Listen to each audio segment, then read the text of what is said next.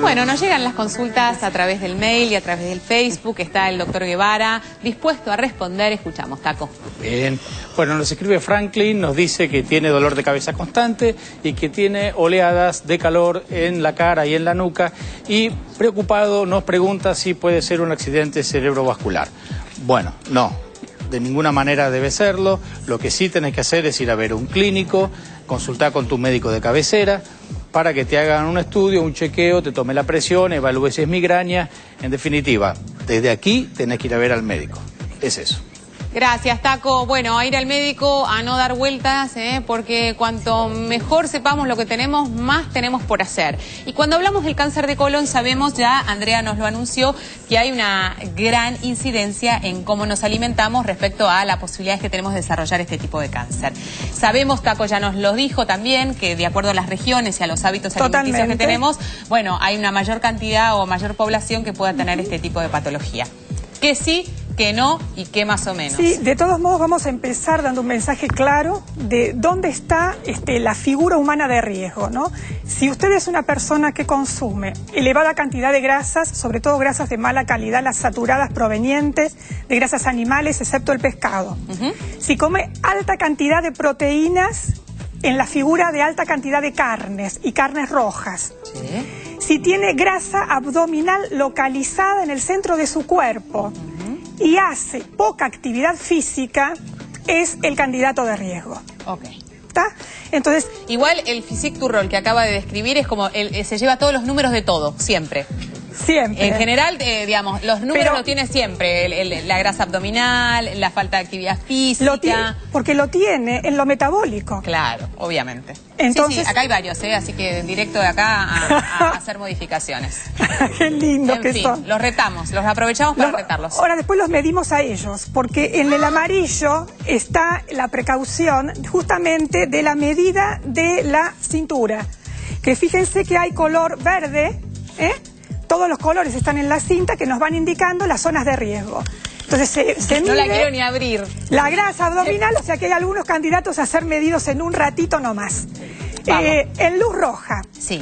Vamos a ver que están justamente estos elementos como alimentos con alta cantidad de proteínas o alta cantidad de grasas de mala calidad. Tanto las grasas expuestas, las que vemos, como cremas, aderezos, manteca, como las grasas ocultas en los alimentos, que son las grasas trans, que ya hablamos, las margarinas de mala calidad dentro de amasados. Personas que consumen en el día, por ejemplo, comidas de este tipo, milanesas con papas fritas, sándwich de fiambre, empanadas de fiambre. O sea, el 80% de la población argentina, ¿no? Más o menos. O sea, acabo de tirar un número que obviamente no tiene una base científica, pero... Bien. Te voy a dar un dato, por ejemplo, las carnes, ¿no? En cuanto a carne, sobre todo con nuestros hábitos argentinos, con el asado, ¿no? Nosotros en Argentina tenemos más o menos 142 gramos diarios de consumo de carne, montonazo. Atención a este tema también. Más allá del alimento, les pido por favor la forma en que lo cocinan, porque la cocción agrega elementos cancerígenos a los alimentos. A ver. Me interesa esto. Tema carnes, productos de tostación de las carnes. Ya en algún otro programa hablamos de y los preguntó la gente, de las aminas heterocíclicas, que se producen por la cocción excesiva de las carnes, sobre todo las carnes rojas. Son productos de tostación a partir de compuestos naturales de esa carne, de aminoácidos, de creatina, que es parte del músculo, la carne es músculo. A ver si entendemos. A ver. Yo meto un pedazo de carne al horno, sí. A mí que me gusta que esté sequita. No. O sea que cuando tiene esa costra... No. Cuando tiene esa costra, no. Estoy haciéndolo mal, estoy agregando riesgo a mi cuerpo. Totalmente. Fijemos la milanesa, esta milanesa excedida de cocción con productos de tostación.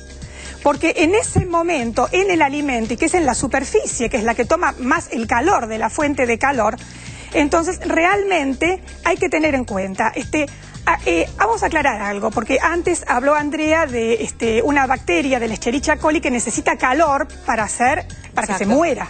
Entonces, ese calor habla de 70 grados y más en el interior para que muera.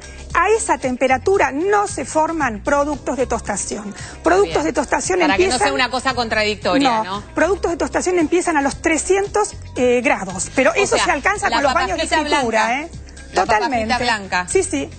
La milanesa blanca, blanquita, bellecita. Bellecita, nada tostado. Bueno, ¿sí? ok. ¿Quieren sano? Después nos ponemos flacos todos, porque claro, nadie te come una papa frita, nadie come una milanesa. Después no digan que yo no les avisé. Está bien. Bien. Exceso de alcohol, exceso de gaseosas que trasladan azúcar, mucha cantidad de azúcar, y la sal. Por favor, el consumo de sal y salazones, ¿sí? Que eso tiene mucho que ver. Salazones son alimentos, por ejemplo, encurtidos, que se cocinan Nunca había por la escuchado el término sal. salazones. Sí, sí. Y entonces vamos a la luz amarilla, que es importante. Hay un estudio epidemiológico que nos sitúa en qué cantidad ya pone a la persona con factor de riesgo. Y son 16 gramos de fiambre por día, 16 gramos de fiambre diario, ahí tienen el platito. Y el consumo de 2 chorizos o un chorizo y salchichas semanales. A ver, esto es importante porque los bueno, chicos esto mucho es factor, por eso y es el importante. Tema de las viandas, yo ya me empieza a agarrar la Antes locura. que me olvide te digo algo, porque sí. además de que hablamos de la cocción que produce productos de tostación, hay otro elemento que es el ahumado. Son alimentos ahumados que el humo, el humeo también traslada y hace mutar principios nutritivos a precancerígenos y cancerígenos. A ver, ¿cuántas salchichas dijiste por semana? Un chorizo o 2 salchichas o 3 salchichas o dos chorizos. Por semana. Por semana. Está bien. Por semana. Ustedes se dieron cuenta, ¿no? 16 gramos de fiambre, un sándwich diario, ¿no? Mínimo 4 fetas más. No, y por supuesto que todo esto va englobado en lo que nosotros hablamos siempre de la alimentación diaria de rutina. Porque si una persona tiene una alimentación variada y saludable con el consumo de 16, va a tener elementos que modifican la balanza, porque ahora vamos a ver los beneficios de la luz verde. Pero generalmente las personas que consumen esto todos los días es porque consumen esto de rojo todos los días. Totalmente. Y entonces ahí está el punto. Vamos al verde, que es importante. Sí. En el verde, fíjense esta foto cómo cambia, ya los colores, todo, por favor, aprendamos los colores, que todo lo que tiene mucho color es muy bueno para nosotros. Entonces, ¿qué tiene de importante? Fibra alimentaria. Y esa fibra, que tenía que ver con lo que decía Taco, con estos países que tienen este consumo más primitivo, si se quiere saberlo, pero es verdad, porque es más sano. Entonces, esa fibra, ¿de qué hace en nuestro cuerpo? De diluyente. ¿Qué diluye? Esas sustancias cancerígenas que pueden ingresar con la alimentación. Porque tiene fenómeno de arrastre y porque además la fibra retiene líquido, retiene agua, que hace más fluida y más intenso el tránsito intestinal, entonces no hay tanto contacto con la pared colónica y no se produce el efecto cancerígeno. Entonces, por lo menos por día, 2 porciones, siempre tener una porción en almuerzo y cena de verduras y frutas, considerar una porción de verduras en almuerzo, una en cena, 3 porciones de fruta diaria, legumbres, frutas secas, panes integrales, lácteos descremados y carnes magras. Y mucha agua, por favor. Te digo, uno tiene la sensación de que no llega nunca, y esto lo digo siempre. Yo me considero una persona que como realmente muy sana, pero te como 2 porciones de verdura por día. Como un kiwi a la mañana en ayunas. Pero no como fruta, no como más fruta. O sea, no me da el cuerpo para almorzar o cenar y después comerme una fruta. Como que me tengo que obligar a eso. El tema es así, es importante. Porque o sea, lo si que no, se recomienda, nos quedamos siempre con la sensación de deuda, ¿viste? No, lo que se recomienda es esta cantidad de fibra porque es la necesaria. Pero digamos que ya consumiendo 15 gramos, que es lo que vos estás diciendo, 2 porciones de verdura y una porción de fruta más pan integral, no elegir pan blanco y elegir pan integral. Y esto es una opción que es fácil, ¿sí? No para mí. No para vos. Pero con semillas. Sí, pan con semillas. No, si no puedo pan. Pan sin gluten con semillas. Sí, bueno, no. Pero como si las frutas secas, bien, por ejemplo. Y entonces, desde ahí Desde ahí 15 gramos de fibra ya es efecto protector. Fenómeno. Bueno, me voy a la nota. Fuimos a consultar al doctor Gabriel Condolesi, que es jefe de cirugía general de la Fundación Favaloro, y él nos habla del colon y del riesgo de metástasis. En general, los pacientes que llegan a la consulta del cirujano vienen con dos motivos de consulta básicos, muchos de ellos ya derivados con el diagnóstico de cáncer de colon efectuado, con orientación hacia cirugía, y otros pacientes consultan por síntomas básicos y muchas veces en lugar de ver primero a un gastroenterólogo o un médico clínico, vienen directamente al cirujano.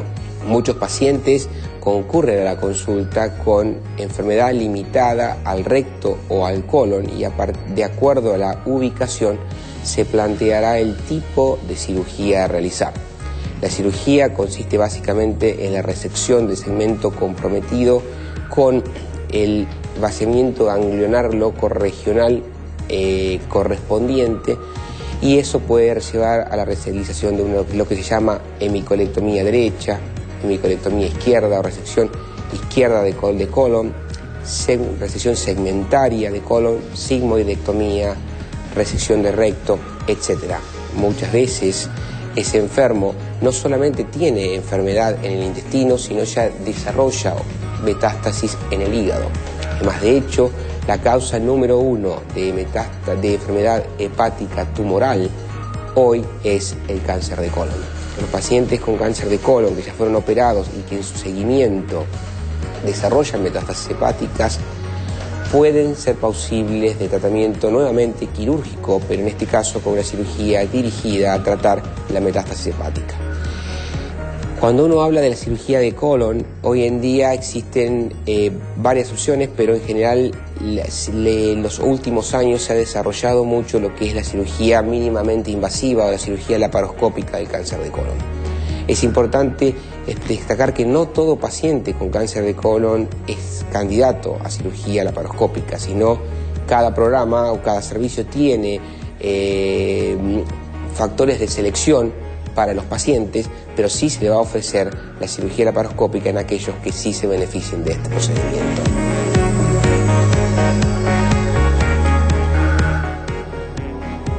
En casa, pero yo no podía mirar. Rehabilitación postquirúrgica, sabemos que puede afectarnos y que hay que retomar ciertas cosas que nos empiezan a dar miedo a partir de la intervención. El doctor recién nos hablaba, nos distinguía básicamente dos grupos de cirugía, las que son laparoscópicas y las que son a cielo abierto, que implican una gran cicatriz en la zona abdominal. ¿Cuál es la mayor complicación de estas cirugías? La parte respiratoria. ¿Por qué? Porque cuando tenemos una incisión grande a nivel abdominal, cambia todo el sistema respiratorio. El diafragma, que es el principal músculo respirador, el de la respiración, perdón, no puede trabajar correctamente. Si a esto le sumamos que tenemos una cirugía que genera dolor, donde se abrieron músculos abdominales, que son los encargados justamente de la expiración para limpiar el árbol bronquial, estamos frente a una situación de riesgo que hay que atacarla. ¿Cómo se ataca? Justamente se le enseña al paciente ya desde el prequirúrgico, y está demostrado que el 85% de las complicaciones respiratorias con un prequirúrgico las podemos eliminar. Se les enseñan técnicas para toser, técnicas para manejarse frente al dolor, justamente para que esa capacidad respiratoria disminuida, que nos va a llevar menos oxígeno a la sangre y que nos aumente la probabilidad de infección, porque cualquier bichito que pueda estar dando vueltas se va a alojar en las bases, que de por sí una persona que está acostada tienen hipoventilación, o sea, llega menos aire, es un factor de riesgo importante. Entonces, estos pacientes hay que tratar de sacarlos de la cama lo antes posible, aunque sea sentarlos, y empezar con todos estos trabajos. Una forma que se usa generalmente con los pacientes para toser es enseñarle a abrazarse a una almohada, largar el aire y toser con el restito de aire que les queda. Justamente es una forma de toser sin tanto dolor. No todos los pacientes la pueden hacer. Es muy interesante esto que decís, porque la verdad es que todas las intervenciones que nos afectan esta parte del cuerpo nos autolimitan mucho, nos dan mucho miedo. Muchísimo. ¿No? Entonces esto hay que trabajarlo. Repito, si se puede hacer en un prequirúrgico, mejor, porque si el paciente va a estar adiestrado y le va a ser muchísimo más fácil. Bueno, me voy con Antonio Pico. Él estaba operado de cáncer en el año 2005. ¿2006? Bueno, hace 5 entonces. Junio, el aniversario va a ser el 21 de junio, 5 años. Muy bien. Choque los 5, los felicito. Está acá Antonio. 86 años tiene Antonio. Y está impecable. Pero a mí me importa que usted le diga a la gente y a mí, ¿por dónde empezó? ¿Qué es lo que le pasó? ¿Por qué llegó a este diagnóstico de cáncer de colon, Antonio? De casualidad nada más. Porque yo tenía 81 años cuando, de casualidad, porque acompañaba a mi señora, la médica. Sí. También una pregunta de ella, cómo estaba yo, y yo decía que era perfecto. Lo único, por ahí de vez en cuando sentía un dolorcito acá, pero era como mucha facilidad, eliminaba un gas y me desaparecía el dolor. Claro, obvio, como nos puede pasar a todos.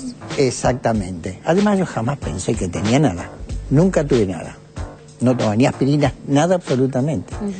Entonces... O sea, ¿usted ni siquiera sentió un dolor que podría decir, la verdad que no... Nada. No, nada. No, era muy pequeño ese malestar que desaparecía inmediatamente. Claro. A la tercera vez que consulté con la doctora, me preguntó, dijo, Antonio, vamos a hacer un estudio. Cuando hicimos el estudio, bueno, nos caímos de burro todos. Tenía cáncer de colon.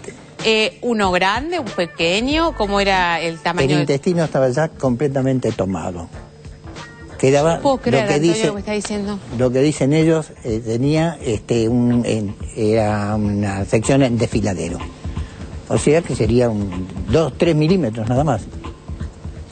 ¿Y entonces? Yo dilaté el estudio, dilaté por unos meses porque me iba afuera, pero cuando volví ya tenía... Como hacemos todos, ¿no? Porque digo, si nos sinceramos, es un clásico esto. Dilaté el estudio, me di un poco de pereza, en fin, tenía otros trámites que hacer. Exacto, sí, yo quería salir, irme de vacaciones y volví a los 3 meses. Cuando antes de volver, tuve un episodio. En una comida, bueno, durante toda la noche... ¿En el baño? No dormía, en el baño vomitando. Vomitando. Pero pasó eso y yo seguí en mi vida normal hasta que regresé. Habrá pasado un mes. Sí. Y ahí empezamos con el estudio. El estudio dio eso, lo que estaba viendo yo acá. O sea que no se asustó. Mientras que yo me tapaba la cara, Antonio miraba sin ningún problema. No, porque yo lo tengo presente. Lo tiene presente. Perfecto. El primer momento que vi la radiografía, ya determiné que ya había vivido 81 años. O sea, ¿tuvo la sensación de bajar los brazos? No le creo, porque con esa mirada y con esa forma de plantarse que tiene, difícilmente creo que haya dicho bajo los brazos. No los ¿Le dio miedo? ¿Se asustó? Para nada. Para nada. Para nada. Vuelvo a eso, de que tenía 81 años. Si eso mismo me sucede a los 50, me agarro la cabeza y empiezo a pensar. Pero a los 81 años, yo lo dejé todo de lado, ya de que bueno, hay que hacer esto y lo hacemos. Sí. Y nada más. ¿Lo operaron inmediatamente? No tanto inmediatamente, porque siempre hay postergaciones por HIV, por huelga. Recién... se comió una huelga en el hospital también. Sí, por supuesto. Claro. Bueno, son cosas que pasan, Vivimos en este mundo. Y entonces la retrasaron la operación. Sí, pero ya no decía nada. Retraso de meses con respecto a ya cómo estaba... ¿Y en ese proceso se sentían peor, Antonio? No, igual, o sea, seguía sin tener demasiados síntomas. Para nada. Qué increíble. Para nada. ¿Y entonces lo operaron después finalmente? Me operaron, yo tenía un antecedente, mi hermano tuvo exactamente lo mismo. Exactamente lo mismo. Pero muchos años atrás. ¿Y no se había hecho una colonoscopía usted? No, en absoluto, porque no se me pintó ningún panorama raro. Yo me sentía perfectamente... el panorama que ahora le decimos a todos, a propósito de esto que dice Antonio, que el antecedente directo, tal cual dice la doctora Casi, implica ¿qué, Andrea? A ver, repetilo, pues no quiero ser yo quien lo diga porque si no pierde credibilidad. El antecedente directo, el saberlo, implica en determinadas edades comenzar a estudiarse con una fibrocolonoscopía para llegar antes de la expresión de la patología, si va a ser que la va a hacer. A los 40 años con antecedentes directos, sin antecedentes a los 50. Escuchó Antonio, ¿no? Ahora, ¿usted tiene hijos? Tengo 5 hijos.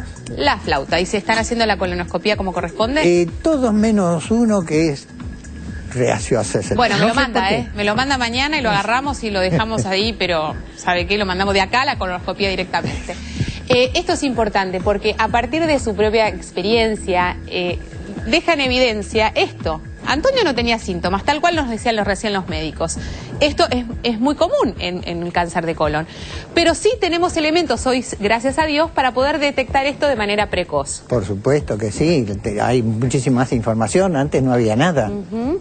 Y si el médico, que es el capacitado, por HB, no se lo vamos a juzgarlo, no, no, obvio. Entonces, a mí me va a tocar. Es lo mismo de la salidera, ¿a quién le va a tocar? Sí, obviamente. Y le tocó, Antonio, le tocó y hoy está aquí. Y la pregunta es, después de la cirugía, ¿qué? ¿Miedo, restricciones, tuvo que cambiar su dieta? ¿Qué es lo que le pasó? Nada. Nada. Nada. ¿Cómo nada, Antonio? Yo sigo Algo, igual. dígame. Yo sigo igual. Pero ¿no cambió su dieta? ¿Antes comía mal? ¿Esto que nos escuchaba que decía la licenciada González? No, porque yo considero que si pasé 81 años comiendo de todo, comiendo cualquier cantidad de carne, porque la carne en casa era mañana, tarde y noche, diría hasta el desayuno casi. ¿En serio? Sí, siempre. A base de carne. Siempre. Entonces, no tenía ni síntomas, ni información, ni pensaba en cáncer, jamás pensé. Para nada. No se me ocurría para nada, porque no tenía ningún síntoma, ni colon irritable. Yo era un relojito. Un relojito, ¿eh? Muchos dicen esto, soy un relojito y después vienen las malas noticias. Pero lo cierto es que a Antonio le tocó ya habiendo vivido una larga vida y tiene mucho más por vivir porque se lo ve acá absolutamente entero. Yo espero que dentro de otros 5 años me llamen. Ni que hablar, pero en estos 5 años yo se la voy a mandar a Andrea para que le empiece a revisar las alacenas de su casa y diga esto sí, esto no, esto sí, esto no, porque me parece que un poco de soga tirante hay que tenerlo, Antonio. Sí, de acuerdo, pero nunca me gustó la grasa, ¿eh? Ah. Nunca me gustó la grasa. Carne, pero no grasa. No, grasa no, ni siquiera la envuelta del pollo bien tostadita. Sí. No. Bueno, dato a tener en cuenta. Gracias, Antonio. Gracias por todo. Hacemos una pequeña pausa. Estamos de vuelta después contestando todas las preguntas que han ido llegando. Ya venimos. Hola, soy Osvaldo Santoro y acepté la invitación de Médicos por Naturaleza para decirte algo muy importante. La sangre es un producto que no se puede fabricar fuera de nuestro cuerpo y no hay nada que la pueda reemplazar. Por eso es importante donar sangre. Donar sangre es una forma de dar vida.